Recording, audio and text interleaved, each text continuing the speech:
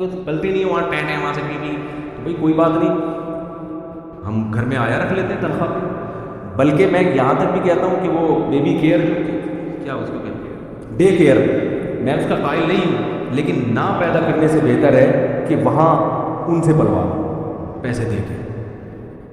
نسل ہو ہی نہیں، اس سے بہتر ہے کہ چلو پیدا ہوئی اور آپ نے ڈے کیئر میں رکھوا لی، ان کو تنخواہ دے کے بھی تم ہمارے بچے کو پالو، جب سمجھدار ہو جائے تو پھر ہمارے حوالے کر دینا. ہوتا تھا یہ عربوں میں ایسا ہوتا تھا. تو بہت سارے حل نکل سکتے ہیں. جن کو اللہ نے خوب مال و دولت دیا ہے ان کے بھی 2-2 3-3، میں کہتا ہوں تم جو مرو گے تمہاری جائیداد تو گورنمنٹ کھائے گی. انسان چاہتا ہے کہ تبھی شریعت نے اولاد کا حصہ زیادہ رکھے. انسان چاہتا ہے میرا سارا مال کون کھائے؟ میری اولاد کھائے. اور بچے خوش بھی ہوتے ہیں ہمارے باپ نے ہمارے لیے اتنا. تو مالدار ارب پتی ایسے ایسے لوگ میرے پاس آتے ہیں 3-3 کروڑ روپے ماہانہ. ایک صاحب آئے یعنی میں اس لیے نہیں بتا رہا کہ گورنمنٹ کے پیچھے پڑ جائے کتنی آمدن تھی، ٹیکس بھی دیتے ہیں، کروڑوں روپے ارننگ ہے. ایسا تاجر ہے، بچے 2 ہیں 10 سال میں. تو یار یہ کروڑوں روپے ہے، 2 بچے 3 بچے، تمہیں کیا مسئلہ ہے بھائی؟ کہہ رہے بیگم ہی نہیں مانتی. میں نے کہا بیگم سے بولو بیگم بچے پیدا کر دو، میں پلوا لوں گا، تنخواہ پہ کسی کو آئے رکھے. سمجھ رہی بات؟ تمہاری صحت اچھی ہو. بیگم کو یہ وسوسہ ڈال دیا نا کہ صحت خراب ہوگی، اس کو بتاؤ بھائی تمہاری بھی فٹنس ہے اور تمہیں عورت اپنے بچے کو دیکھ کر جتنا اس کی بانچیں کھلتی ہیں، اس کے جو خون بڑھتا ہے نا کسی چیز کو دیکھ کر، ایسا خون کیسا پیدا ہوتا ہے تو کیسا چومتی رہتی ہے اس کو، ہائے میرا منا، ہائے میرا چاند، ہائے میرا. تو یہ اس سے بڑھ کر تو تمہارے لیے کوئی نعمت ہے ہی. لیکن یہی ہے کہ وہ آگے ایک برطانوی رپورٹ ہے. اچھا یہ ڈاکٹر کی دوبارہ ان کے میں جملہ مکمل کر لوں. کہتے ہیں کہ اگر عورت کو اپنے اس جسمانی اور ذہنی نظام کا یہ فطری تقاضا پورا کرنے سے روک دیا جائے، یعنی اس کی نفسیات بھی اسی سے خوش ہوتی ہے اور باڈی بھی اسی سے فٹ رہتی ہے، تو اگر یہ اس کے برخلاف چلا جائے تو وہ شکستگی اور اس میں حلال کا شکار ہوگی. ماں بننے سے وہ ایک نیا حسن، ایک روحانی بالیدگی پاتی ہے جو اس کمزوری پر غالب آ جاتا ہے جس سے وہ ولادت کے دوران دوچار ہوئی تھی. یعنی یہ ریکوری بہت جلدی ہو جاتی ہے. مولانا نہیں کہہ رہے، یہ نوبل انعام یافتہ ڈاکٹر کہہ رہے ہیں. آگے چلیں. ایک برطانوی رپورٹ ہے، British national birth rate commission, ان کی رپورٹ ہے. یہ کہتے ہیں کہ مانع حمل کے اس وسائل کے استعمال سے مردوں کے جسمانی نظام میں برہمی پیدا ہو سکتی ہے. حمل روکنے کی تدبیر عورت اختیار کر رہی ہے. عورت کے ساتھ نقصان کس کو ہوگا؟ مرد کو بھی نقصان ہوتا ہے اس کا. عارضی طور پر ان میں سیکچول ویکنس بھی پیدا ہو سکتی ہے. مجموعی حیثیت سے یہ کہا جا سکتا ہے کہ ان وسائل کا کوئی زیادہ برا اثر مرد کی صحت پہ نہیں پڑتا، مگر اس بات کا ہمیشہ خطرہ رہتا ہے کہ مانع حمل تدبیر اختیار کرنے سے جب مرد کو اپنی اس کی جو ڈیزائرز ہیں پوری طرح سے پوری نہیں ہوں گی، جو ازل کا طریقہ ہے نا کانڈوم وغیرہ کا طریقہ، مجھے شرم آ رہی ہے باتیں کرتے ہوئے لیکن بہرحال مجبوراً کرنی پڑ رہی ہے کیونکہ اب گورنمنٹ اس پہ اشتہار بھی چلائے گی. یہ بیہودہ اشتہارات بھی نہیں چلا سکتی ہے گورنمنٹ، تو مجبوراً بڑی مصیبت سے بچنے کے لیے چھوٹی مصیبت کو اختیار کیا جاتا ہے. لوگ یہ سمجھتے ہیں کہ یہ طریقہ تو نقصان دہ ہے ہی نہیں. ایسا نہیں ہے، ایسا نہیں ہے. کبھی کبھار تو ٹھیک ہے، لیکن جب 3 بچوں کے بعد آپ نے حمل روکنا ہے تو 5 سال آپ کو یہ طریقہ اختیار کرنا پڑے گا جو کہ نیچرل. ایک مثال بڑی بیہودہ ہے لیکن دینی پڑ رہی ہے. آپ اپنی زبان پہ کوئی شاپر رکھو اور پھر آپ کوئی چیز کھانا شروع کر دو، یہ نیچرل ہوگا؟ زبان سے جب ہم کوئی بھی چیز رکھتے ہیں نا تو فوراً ایک زبان رو آپ خارج کرنا شروع کرتی ہے جو اس چیز کو ہضم. ایک قدرت نے پوری ایک اس حساب سے ڈیزائن کیا ہے. تو ایک دفعہ آپ نے شاپر رکھ کے روٹی کھا لی، 2 دفعہ کھا لی، 3 دفعہ کھا لی، 20 دفعہ کھاؤ گے تو معدہ کیا کر دے گا؟ ہضم کرنا چھوڑ دے گا، نقصان ہونا شروع ہو جائے گا. وہ طریقہ جو سب سے زیادہ کم نقصان دہ سمجھا جاتا ہے وہ بھی کم نقصان دہ نہیں ہے، وہ بھی کم نقصان دہ نہیں ہے. آگے کہتے ہیں کہ اس کی آئینی مسرتیں غائب ہو جائیں گی. یعنی مرد کو جب عورت کو بھی اس سے نقصان ہوگا، اس کی بھی تسکین نہیں ہوگی، مرد کی بھی تسکین نہیں ہوتی. اس سے کیا ہوگا؟ میاں بیوی میں جھگڑے، حالانکہ پتہ نہیں ہوتا ہم کیوں چڑچڑے ہو رہے ہیں، کوئی چڑچڑے ہونا شروع ہو جاتے ہیں. آگے لکھا ہے اس کا نقصان یہ ہوگا کہ مرد کی توجہ پھر بازاری عورتوں کی طرف مائل ہونا شروع ہو جائے. یہ نقصانات ہیں. آگے یہ کہہ رہے ہیں کہ منع حمل تدبیر کا نتیجہ ہوتا ہے کہ عورت کے اعصابی نظام میں خلل پیدا ہوتا ہے، اس میں بد مزاجی اور چڑچڑاپن پیدا ہوتا ہے۔ جو خواتین حمل روکنے کی دوائیں استعمال کرتی ہیں ان کی طبیعت میں چڑچڑاپن پیدا ہو جاتا ہے۔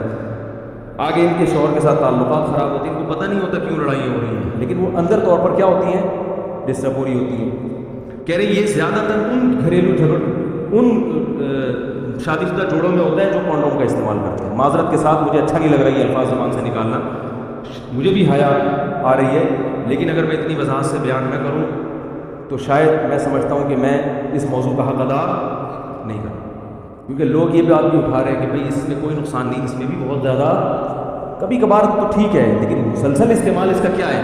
اور وہ ڈاکٹر یہ کہہ رہا ہے، یہ برٹش برطانوی رپورٹ یہ کہہ رہی ہے کہ اس سے میاں بیوی کے تعلقات بولو بھائی خراب ہو۔ ان کو پتہ نہیں ہوتا کہ ہم کیوں لڑ رہے ہیں۔ ہر جو بیماری ہے نا اس کی وجہ انسان کو معلوم ہونا ضروری نہیں ہے، یہ بھی ہے۔ اب اس کے بھی گورنمنٹ ایڈورٹائز چلانا شروع کریں۔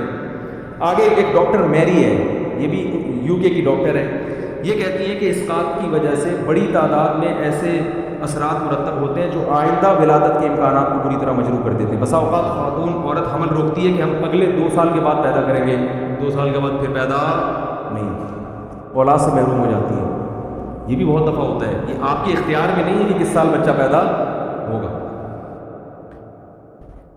تو پھر یہ میں ڈاکٹر الیکسس کیرل کا آپ کو وہ میں دوبارہ دہرا دوں، وہ کہتے ہیں کہ ایک احمقانہ عمل ہے کہ عورت کو ولادت کے عمل سے روکا جائے۔ اب جتنے فتوے آپ نے دینے مولویوں کے خلاف مت دو، یو کے فرانس کے اور یورپ کے دیگر ممالک کے جو نوبل انعام یافتہ ڈاکٹر ہیں نا، آپ ان کو بولو کہ یہ ہمیں 500 سال پیچھے لے جا رہے ہیں، یہ کتوں کی طرح بچے پیدا کروانا چاہ رہے ہیں، معذرت کے ساتھ یہ الفاظ ہیں۔ آگے ایک ڈاکٹر کی رپورٹ ہے کہ ضبط ولادت کی گولیاں خطرناک نتائج کے حامل ہیں، ان کے استعمال سے سر چکرانا اور دیگر اعصابی تکلیف ہی نہیں بلکہ کینسر جیسے مزی مرض کا یہ سبب ہے۔ بات آ رہی ہے سمجھ؟ یہ تو میں نے مختصر سے ڈاکٹروں کے حوالے دیے، کچھ معتبر حکیموں کے بھی حوالے دے دوں۔ حکیموں کو آپ ہلکا نہ سمجھو، صحیح حکیم ہوتے ہیں، عطائی آج کل تو مارکیٹ میں 2 نمبر زیادہ چل رہے ہیں۔ میں نے خود دیکھا ہے کہ بعض مریض ایسے تھے جو ڈاکٹروں آغا خان ہاسپٹل نے جواب دے دیا، حکیموں کی دوا کھا کے ان کو ایسے ایسے فنٹر حکیم پاکستان میں پڑے ہوئے، انڈیا پاکستان میں۔ یہ جو کہتے ہیں نا حکیم سارے 2 نمبر، تو ایسا نہیں ہوتا، لیکن میں ان حکیموں کے نام نہیں بتاؤں گا کیونکہ میں ان کی پبلسٹی کے لیے یہاں نہیں بیٹھا۔ ایک حکیم تھے جن کو آغا خان ہاسپٹل نے کینسر کے مریض کو جو ہے نا لا علاج قرار دے دیا تھا، پنجاب میں ایک حکیم تھے، انہوں نے اس کا علاج کر کے دکھایا۔ میں ایسے حکیم سے ملا ہوں، ایسے مریض سے ملا ہوں جس کو آغا خان ہاسپٹل نے مسترد کر دیا کہ ٹھیک نہیں ہو سکتا، اور بلوچستان میں ایک پسماندہ علاقے میں حکیم تھا، انہوں نے اس کا علاج کر دیا۔